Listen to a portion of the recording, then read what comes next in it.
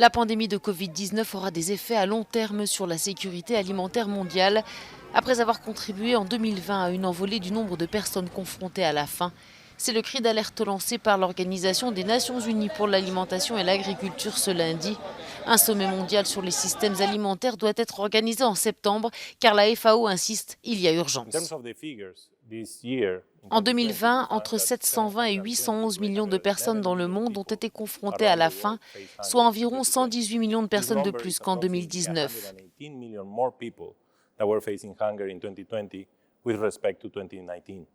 Plus de la moitié de ces personnes sous-alimentées vivent en Asie, 418 millions, plus du tiers en Afrique, 282 millions, et 8%, soit environ 60 millions, en Amérique latine.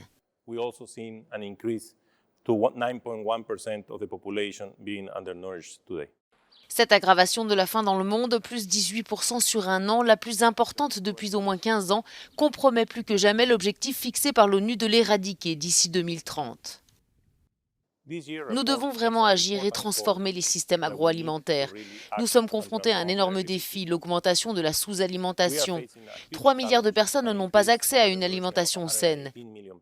Les retards de croissance, le surpoids et l'obésité sont en nette augmentation.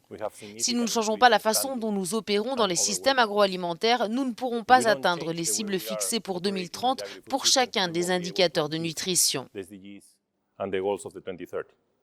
Et d'ici cette date, selon les projections du rapport de la FAO, quelques 660 millions de personnes environ pourraient connaître la faim.